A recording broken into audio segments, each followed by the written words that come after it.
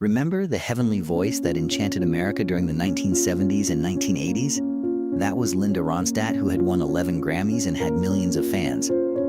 However, few people are aware of the startling secrets that surrounded Linda's private life behind the stage lights and classic singles.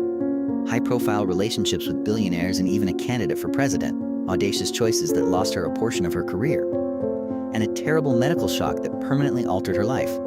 You will be astounded by the previously unseen images you are about to view. Are you curious about the real reason behind the fame? Keep watching to the very end.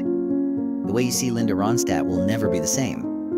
Born in Tucson, Arizona, on July 15, 1946, Linda Ronstadt came from a musical family.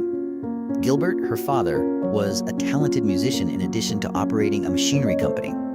His voice is frequently compared to a mix of Pedro Infante and Frank Sinatra, and he sang classic Mexican folk tunes. Gilbert would sing and play guitar when the family got together late at night. Everyone paid attention. Every note, every lyric, every tune was absorbed by little Linda. At 14, Linda gained the self-assurance to start a folk group with her siblings, which they performed at small cafes throughout Tucson. Gilbert reacted with fear rather than pride when she informed him she wanted to move to Los Angeles to pursue a career as a professional musician. He was aware of the negative aspects of the music business. Talent drained, young hopes dashed, and squandered. He begged his daughter not to enter such a cruel society and pushed her to reconsider. However, Linda had already decided. She didn't object. She didn't dispute. She just stuck to her decision. Linda left college at the age of 18 in 1965. Gilbert understood that he could not keep his daughter at home any longer. He decided to get her ready rather than keep trying to stop her. He gave Linda a Martin guitar, which was his most prized item. He uttered something that was both a blessing and a warning as he gave it to her. You will never go hungry as long as you have this guitar. It was a conviction that music could support a life if it was pursued honestly and persistently, rather than a guarantee of riches. With just $30 in her pocket, the guitar and her voice, Linda headed for Los Angeles. No backup plan, no connections, no contract. She was met with the harsh reality of Los Angeles. The same flimsy dream is being pursued by millions of individuals and thousands of musicians. She was allowed to stay with her buddy Bobby Kimmel. However, there was just one bedroom in the tiny house already occupied. Linda didn't have a bed. She slept under the dining table, sprawled out on the floor. Years later, Linda clarified that she slept beneath the table since no one would walk on her if she was lying there. It's a minor detail, yet it communicates a lot. The vulnerability, the survival instinct, and the vigilance of an 18-year-old girl in a far-off, strange city. Linda had to make decisions that were far from romantic due of hardship. For practical reasons, rather than out of love, she started sleeping in the same bed as Bobby's roommate Malcolm. She found that singing was her only way out of horrible conditions. Kenny Edwards, the guitarist, and Bobby were searching for a vocalist. Everything changed as Linda opened her mouth to sing. The Stone Ponies were born out of that fortuitous moment. They never stopped working. 3 consecutive albums were released in 15 months, but they were still unable to achieve success. Before the song Different Drum became viral, the Stone Ponies were hardly noticeable in the enormous ocean of folk rock.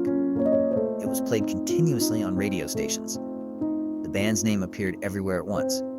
However, Linda saw that this achievement was also a trap. She might be forced into a role that was never really hers. Her subsequent actions would pave the way for one of the most prosperous musical careers ever.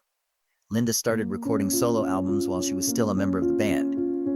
She became the first female alternative country musician to record an album with her debut, Hanzoon, Homegrown. Silk Purse, her second album, let her down. She did, however, receive her first Grammy nomination for one of its songs. That nomination should have been a happy occasion, but instead it exacerbated a long-simmering disaster. She was receiving recognition for songs that were very different from the music her father played, songs that lacked poetry and that she didn't really enjoy. And this mounting artistic annoyance was driving her to make a risky choice. She found the tunes the industry sent her to be meaningless. They had none of the depth she desired. Linda later acknowledged that she was no longer getting outstanding songs, not the ones she had learned as a child.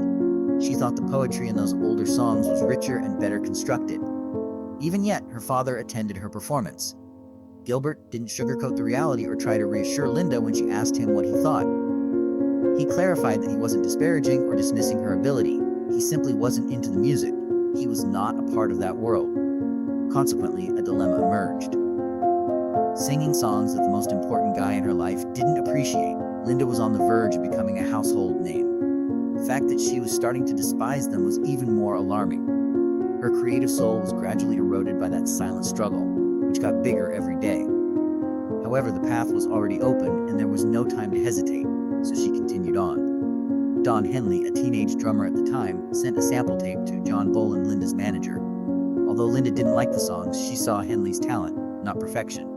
At the Troubadour, when she saw him perform live, Henley was chosen by Linda to join her touring band. Glenn Frey, a well-known figure in the Los Angeles music scene, received an invitation to play guitar on the tour on the same time. The finances were tight. Separate rooms were out of their price range. Night after night, city after city, Don Henley and Glenn Frey found themselves in the same hotel room. Something extraordinary took place in those little stuffy, transient spaces. Together, the two young men started crafting songs, honing their concepts, and experimenting with melodies. Two teenage musicians, a guitar and ambition. No stage lights, no fame pressure. One day, they approached Linda and informed her that they were going to form their own band. Linda made no attempt to halt them. She was aware of the need to discover one's unique voice. She was on their side. After leaving, Don Henley and Glenn Frey founded the Eagles, one of the best rock bands ever. Not many people are aware that the Eagles' beginnings can be traced back to those tiny hotel rooms while Linda Ronstadt was on tour. However, Linda was also on the verge of making her own breakthrough, and it would surpass all expectations. The album Heart Like a Wheel came out in 1974. It was the outcome of a fierce battle for artistic control, stronger songs, more polished production, and music that accurately captured her identity. The public's and critics' reaction was explosive and nearly instantaneous. The album immediately peaked at number 1. You're No Good and When Will I Be Loved, 2 hits, topped the Billboard Hot 100 and defined a whole generation. Linda won the Grammy for Best Female Country Vocalist that year. Her career as a superstar had finally begun. Behind the scenes, though, Linda held a silent, ongoing terror that kept her on stage. After seeing her perform night after night, her new manager, Peter Asher, began to suspect that something was amiss. Linda would envision the worst-case scenarios while she gazed out at the audience. The worst vocalist they had ever heard, she thought. They were whispering about how awful she was. Linda later said that she had never thought her singing was good enough. She detested looking the audience in the eye. It was cruelly ironic. Chronic self-doubt hampered one of the greatest voices in music history. Chart victories, millions of records sold, and a long list of honors. Still, one question echoed in her head. Am I truly adequate? She faced her fear in a fairly straightforward manner. Breathe, then sing, Linda reminded herself. There were no complex psychological ploys or trade secrets. Just breathe and sing. She pushed herself to overcome her phobia in show after show. She even made a more startling admission. She wasn't very excellent when she initially started. She remained bad for a long period. But she persisted. She worked on it. She discovered. And she improved gradually. A celebrity who freely acknowledged that she wasn't a born genius. She had to fight to become better just by using her determination. Her biggest triumph was still to come. Simple Dreams came out in 1977. The album went on to become one of the decade's best-selling records. Her rendition of Blue by You demonstrated her vocal range and emotional depth. Winning over America's heart is so simple. The song that became inextricably linked to Linda's name was Blue by You. Then the unimaginable occurred. Simple Dreams dethroned Fleetwood Mac's Rumors as the top song. This was remarkable. Before Linda Ronstadt disregarded it, Rumors was already regarded as one of the best albums ever made and was thought to be untouchable. Her album sales alone reached over $17 million by 1978. 6 of her albums were platinum. She was named one of the world's biggest solo rock stars by Time magazine. Linda was the only woman at the top of a male-dominated field. No one else sold as many records as she did. But there was a price she had never paid for accomplishment, and she was going to be consumed by it. Every night, stadiums were filling up. 20,000 and 15,000 people were yelling her name. After then, she left the stage. The throng disappeared. Unoccupied hotel rooms in unfamiliar cities.